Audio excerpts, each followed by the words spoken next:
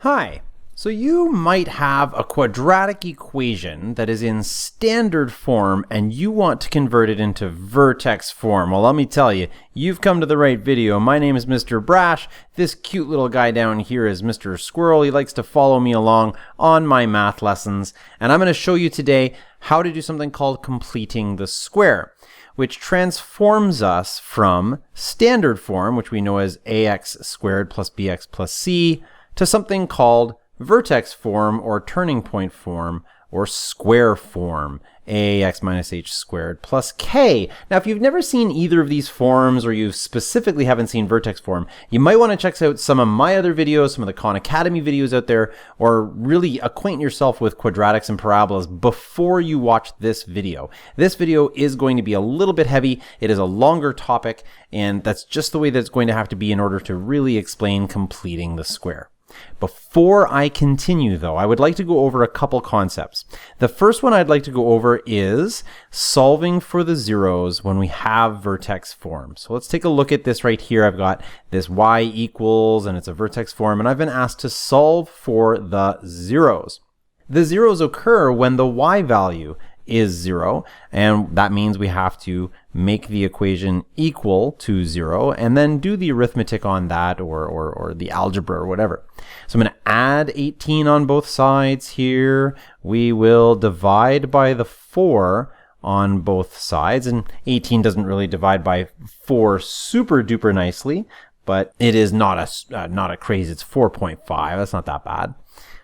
That leaves us with x plus 7 squared equaling 4.5. What we're going to do now is take the square root of both sides. When you take the square root of 4.5, you get 2.25.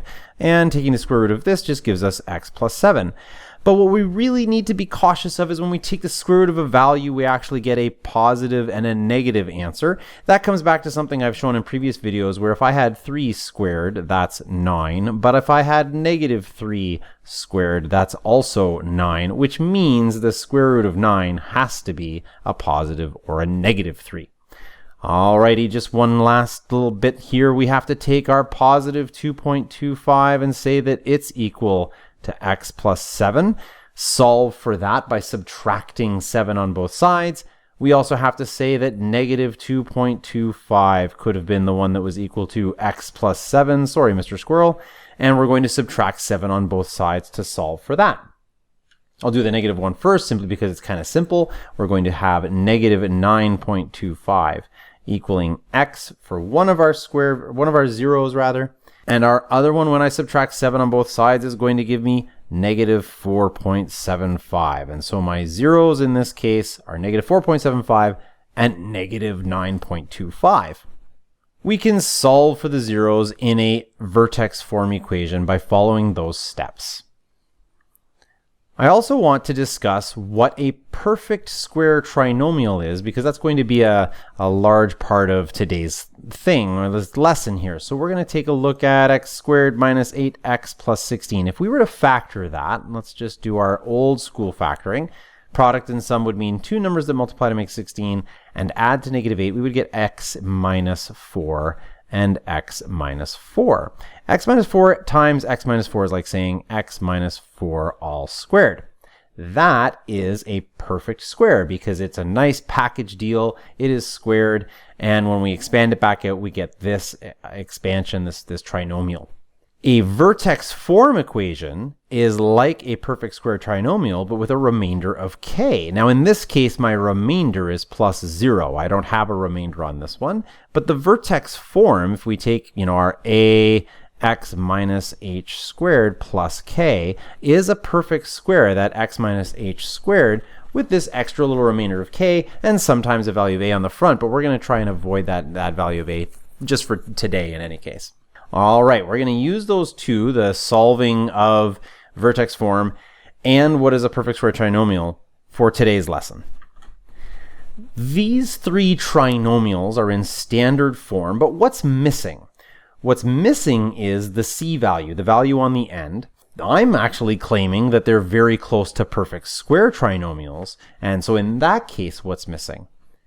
Not always easy to discover and not always easy to figure out what would be missing to make this an x plus something squared, and similarly to make this an x plus something squared, etc.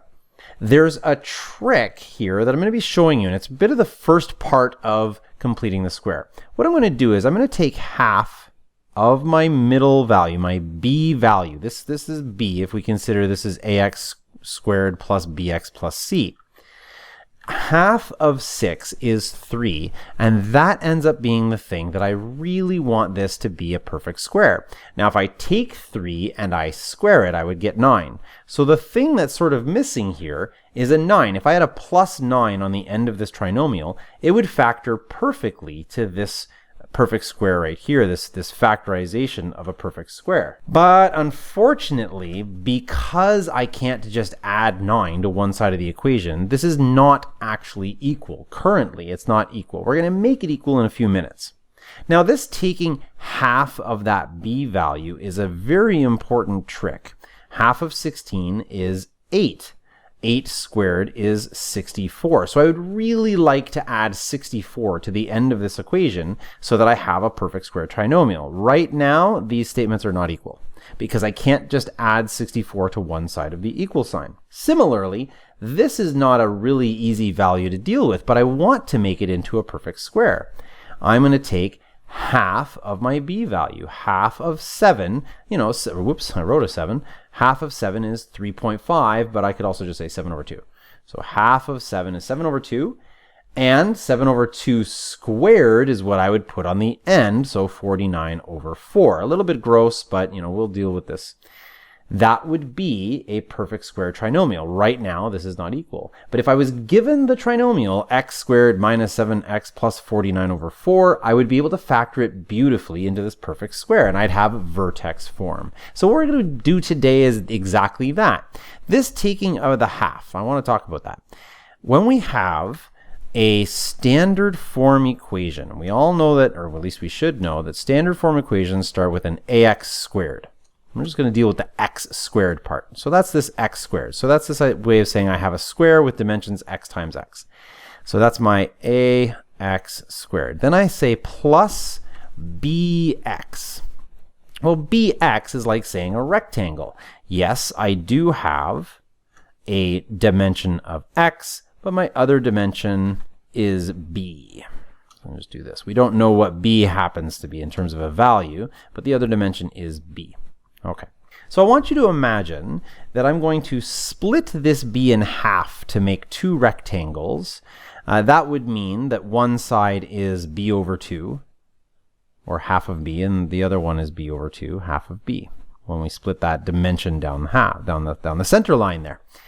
Okay, so if I'm going to take my square that I originally said was x by x, and I'm going to actually add, so that's this idea right here of adding. You're going to add these two shapes. I'm going to take my pink B rectangles and I'll add one here, just on this side here, because it has a dimension of side x. So this would be b over 2. This is my x. I also know this is x.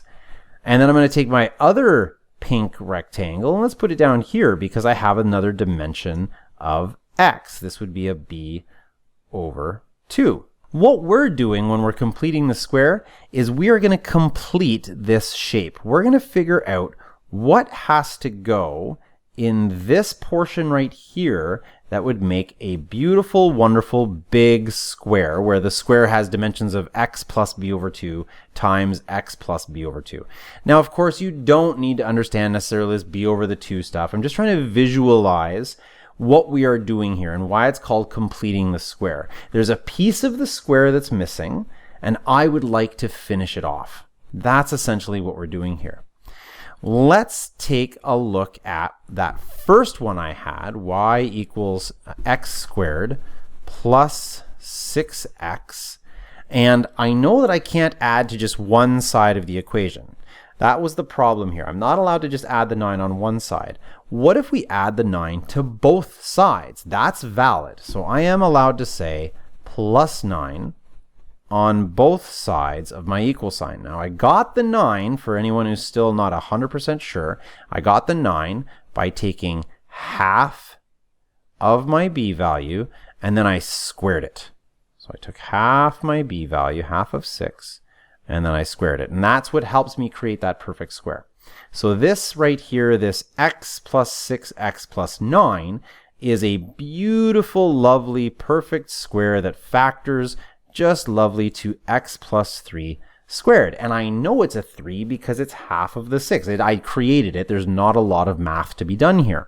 And it's always going to be those steps. It's always going to be take half your b value, square it, you create this trinomial, take half that b value that you already knew, and that's your factorization. But what do I do with sort of the ugly duckling, if you were, that is this minus 9? What do I do with this one? Well, we always want to have the y by itself. So let's subtract 9 on both sides. And what I'll end up with is that k value that is the remainder that I spoke about at the beginning of the video. What I just created is vertex form. Vertex form with that a x minus h squared plus k, or in this case minus k. And that's my remainder, that minus 9. So let's put that into some more practice before our minds are blown by what the heck did we just do. Let's take this quadratic, x squared plus 10x plus 2. We're going to convert it to vertex form by creatively adding 0. Because that's really what we did. We creatively added 0 here. We added a 9 and we subtracted a 9. Nothing really particularly damaging occurred. Then we've been asked to state the zeros and the vertex. Okay, so let's set it equal to 0 because we're going to be trying to solve for those zeros. And let's follow the process that I mentioned before. We're going to take half of our b value. So my b value is 10, so half of 10. And half of 10 is 5, so that's not mind-blowing. And I'm going to take that half of 10, or 5, and I'm going to square it. So let's square 5. 5 squared is 25, not a very terrible number.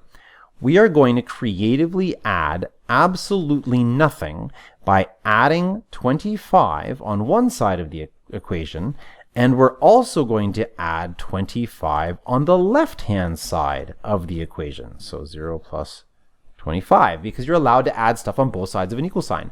The plus 2 is still there, sticking around for the ride, part of the scenario right now. We're just going to ignore it for a second.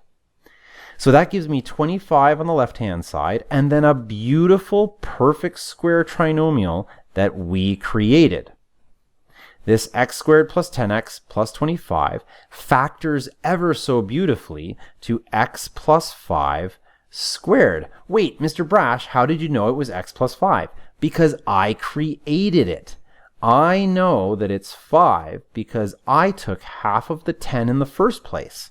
If you don't trust me, expand this back out. X plus 5 squared will give you x squared plus 10x plus 25. It all works out just ever so gorgeously. The plus 2 is still there, and so is the 25 on the left-hand side. If I wanted to state this in vertex form, I'll subtract 25 on both sides. And that will give me 23, negative 23 to be specific. So I can actually state the vertex before I state my zeros. In this particular case, I'm going to state my vertex is negative 5 and negative 23 based on my h and my k.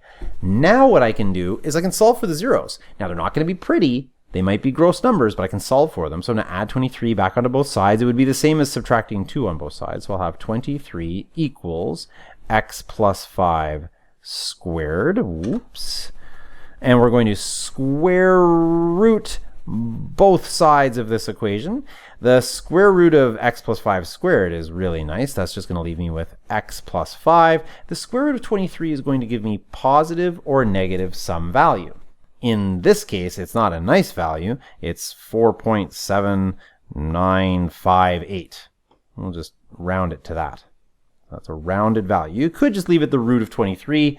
I'm going to give an actual decimal value. So for the purists out there, what you could do is you could say that that's going to be plus or minus root 23 equal to x plus 5. And they would subtract 5 on both sides and say your zeros are root 23 or positive negative root 23 minus 5. But that's kind of confusing and kind of gross. So let's get an actual number here. So I'm going to subtract 5 on both sides. So I've got a positive 4.7958 minus 5 as a 0.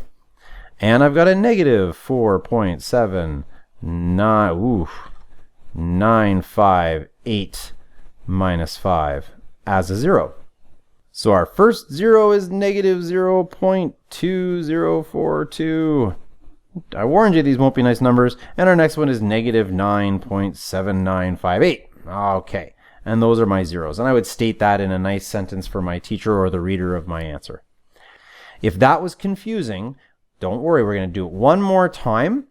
And we're going to follow the exact same steps. Completing the square is a set of steps you do over and over again. This time I've got an a value. So let's start again by making our equation equal to 0. When I have an a value, what I want to do is I want to treat it like a GCF. So I'm going to take that a value out. Just going to factor that out of the whole thing. And what we could do is we could leave the 4 there, but if we divide 4 on both sides, 0 divided by 4 is 0. So we can just say 0 equals x squared minus 3x plus 2. And we got rid of our a value. Great.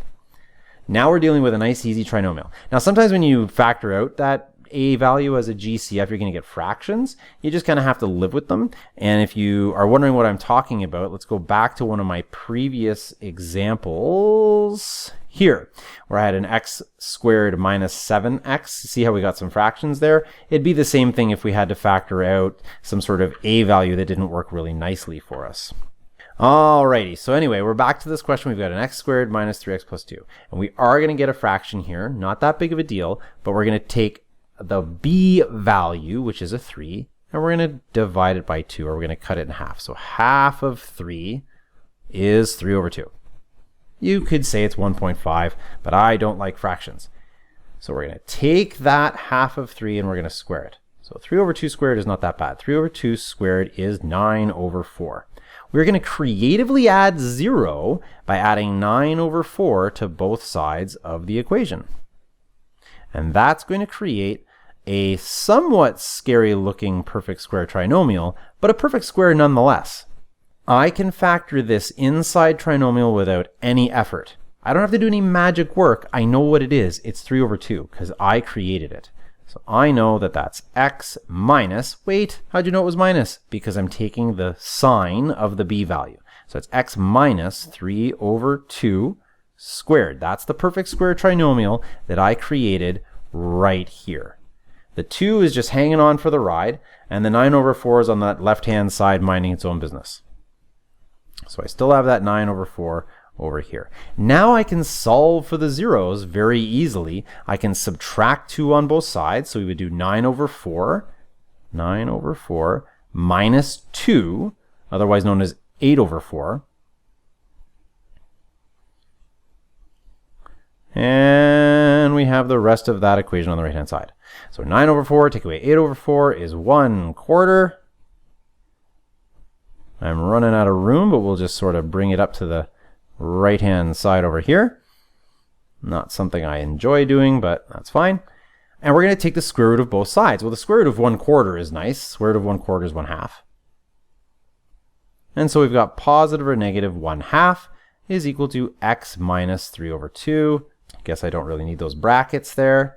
And now I can just add 3 over 2 to both sides to get my zeros. So I've got 1/2 plus 3 over 2 equals x, or negative 1/2 plus 3 over 2 equals x. And those are going to be to my two zeros. So I've got 4 over 2, otherwise known as 2, and I've got 2 over 2, otherwise known as 1. And my zeros are 1 and 2. And we can triple check that this all makes sense. My vertex has apparently an x value of 3 over 2, or 1.5. My zeros are 1 and 2. That makes total sense because the vertex of 1.5 is halfway between my two zeros. So this all just worked out so beautifully. I know what my x value, my axis of symmetry is. I know what my zeros are. I could easily finish this off into vertex form, and all of that came from this standard form by completing the square. I warned you at the beginning of the video that this is going to be a bit heavy and a bit long. It's a pretty complicated scenario. If you didn't understand the way that I did it, then I highly recommend you take a look at some other examples, some other videos online, read a couple things from some textbooks, but most certainly you need to try this. It's really the only way that you're going to get any better at this. So take a look at some practice questions, send me some comments or emails, critiques of the video, ask me some questions, but definitely dive into this. You have to practice it in order to get good at it. My name is Mr. Brash. This cute guy over here is Mr. Squirrel. He approves my video. If you feel like giving me a like, go for it. If you're about to give me a thumbs down, leave me a comment, let me know why. If you're feeling up to it, you can subscribe to my channel. I'd appreciate that. And I hope you have a great day. We'll see you next time.